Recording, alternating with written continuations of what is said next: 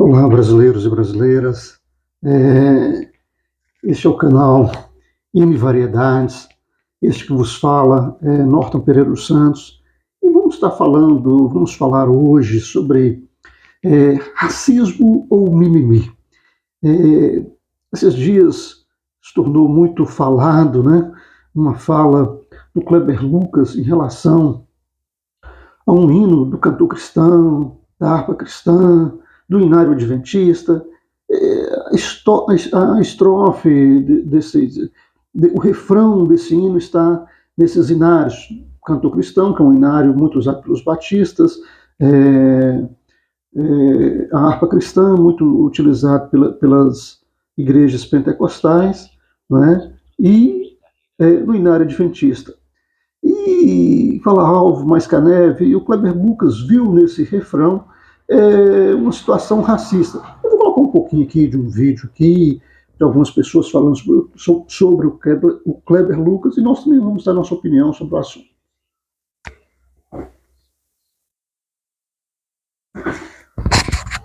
Culto em sua igreja Sou. A pregação do culto deste domingo ficou por conta de Henrique Vieira, que se diz pastor, mas que, segundo muitos cristãos, faz e fala coisas completamente contrárias à Bíblia, numa aparência de amor e respeito ao próximo. Ele escreve com Kleber Lucas: hoje prego na igreja Sou, pastoreada pelo Kleber. É tão bom estar entre irmãos e irmãs, celebrar Jesus, afirmar.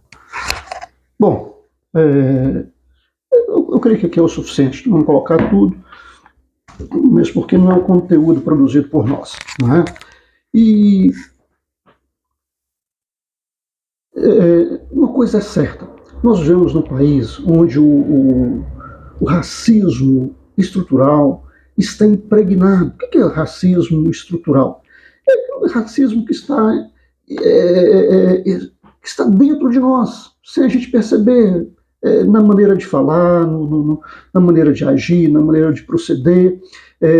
Por exemplo, se tem uma blitz, e aí vem uma pessoa num carro para um carro, e se é uma pessoa branca, de terno, o tratamento que ele tem é um. Se é uma pessoa negro, dependendo do carro, às vezes o tratamento é outro. Por quê? Porque supõe que a pessoa negra não pode estar com um carro bom, um carro... Então isso é o racismo estrutural. Pressupor que alguém, por ser negro, ele é um delinquente, ele é um criminoso, ele está praticando alguma coisa errada.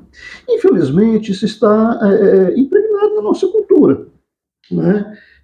É verdade também que com a evolução do ser humano, no passar do tempo, algumas coisas mudaram. Se você for pegar, por exemplo, os programas de comédia de algum tempo atrás, eu tenho 53 anos, e se pegar, por exemplo, programas de comédia do Chico Anísio, do Jô Soares, Caceta e Planeta, Praça é Nossa, Os Trapalhões, você vai ver que muito do que se falou, muito que na época era aceitável, como fala, como comédia, como zoação, hoje não é considerado politicamente correto. Algumas falas no que diz respeito ao homossexualismo, algumas falas no que diz respeito ao racismo, não são toleráveis mais nos dias de hoje, porque o mundo mudou.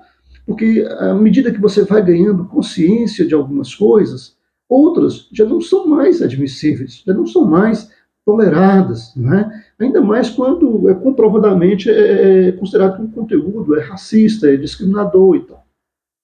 No caso específico desse hino, eu acredito que o Kleber Lucas está equivocado ao enxergar nesse refrão um conteúdo racista. Eu entendo o lado dele, eu sou branco, eu sou privilegiado pelo fato de ser branco.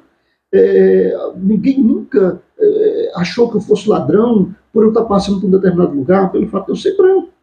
E o negro, não, o negro ele passa por essas situações. Então eu não sei o que é ser negro, eu não sei o que é ser discriminado, eu não sei o que é passar por isso, eu não sei o que é as pessoas pressupor que você fez alguma coisa errada simplesmente porque você é negro.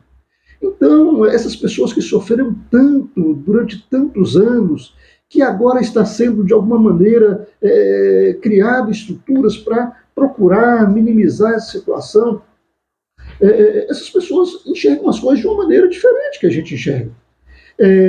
O período dos cânticos do cantor cristão, geralmente eram pessoas que tinham um fundamento teológico muito bom, um fundamento teológico realmente muito embasado. Se você pegar as letras dos hinos do cantor cristão, eram muito fundamentados numa teologia bíblica fora de série, muito diferente dos cânticos chamados gospels de hoje, que às vezes não tem nada, não tem conteúdo, não tem base teológica, pelo contrário, afrontam totalmente a Bíblia, a teologia, aquelas pessoas que estudaram um pouquinho mais dentro desse assunto, dentro desse contexto. Né? Mas, então, assim, baseado em Isaías 1, verso 18, em Isaías 1, verso 18, diz o seguinte: vinde, pois, e arrazoemos, diz o Senhor, ainda que os vossos pecados são como a escarlata, eles se tornarão brancos como a neve, ainda que são vermelhos como o carmesim, tornar-se-ão como a lã. Esse refrão dessa música está mais fundamentado em textos como esse, mostrando que, ainda que o pecado seja vermelho como sangue, vermelho como o mais vermelho que possa existir, o Senhor, ao nos perdoar, nos torna brancos como a neve. Né? Então, assim, eu acho realmente assim, um exagero nesse ponto específico, somente nesse ponto específico, a questão do Kleber Lucas em tentar ver racismo nessa questão. Pelo contrário, está fundamentado em questões teológicas e claras e tudo mais. Mas eu entendo ele, depois de passar por tantos preconceitos, por tantas coisas, como todos os negros no Brasil e às vezes no mundo passam, enxergar nesse texto uma questão assim. Não justifica também, por outro lado, pelo fato do Kleber Lucas ter tido esse posicionamento, ele ter tido essa visão, é uma ótica dele, que pode estar certa como errada, como a minha pode estar certa ou pode estar errada, mas isso não dá o direito de ninguém a tentar contra a honra do camarada, de falar contra a pessoa do indivíduo. Nós precisamos tomar cuidado aqui. Eu acho que é uma oportunidade maravilhosa que nós temos para abordar o tema do racismo, que realmente está presente. Outro dia, numa pregação que eu fazia, eu utilizando um termo, eu acabei falando negrume, não é? E tal. E na hora assim, que eu acabei de falar, eu percebi o que eu falei e eu mudei o termo. Porque uma vez que você tem a clareza do espírito sobre algumas coisas, você deve evitar aquilo. Se um termo pode, de alguma maneira, ofender o meu irmão, eu vou substituir esse termo por um termo que não vá agredi-lo, não é?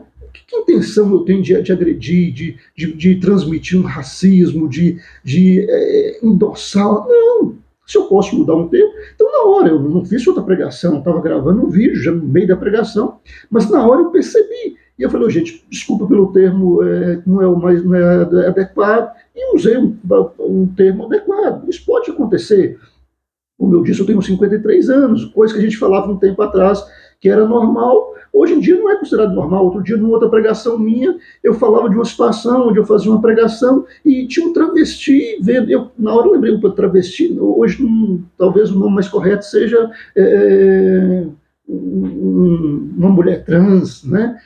São os termos que vão mudando e, na medida do possível, a gente vai adequando esses termos. Isso não tira a nossa espiritualidade, isso não tira a nossa não diminui em nada o evangelho. Você utilizar um termo que no momento é considerado adequado, ou um termo ou recusar um termo que outrora era considerado certo, que hoje é considerado inadequado. Mas isso não quer dizer que não existe um racismo profundo no povo brasileiro. E existe. No início desse ano, no mês de março, se não me falha a memória, na nossa igreja nós tivemos um seminário para a liderança e coube a mim o privilégio de falar sobre os batistas, não é? A origem dos batistas e sobre a teologia dos batistas. E eu então comecei falando para o meu grupo e despertando eles a fazer uma reflexão que os batistas que vieram para o Brasil e que, louvado seja o nome do Senhor por eles, né, batistas, metodistas, presbiterianos, aqueles que vieram para o Brasil para pregar o Evangelho, e nós que hoje somos evangélicos, somos frutos desse trabalho, louvamos a Deus por essas vidas. Não quer dizer que temos que bater palma para tudo que acontecia com eles, não é?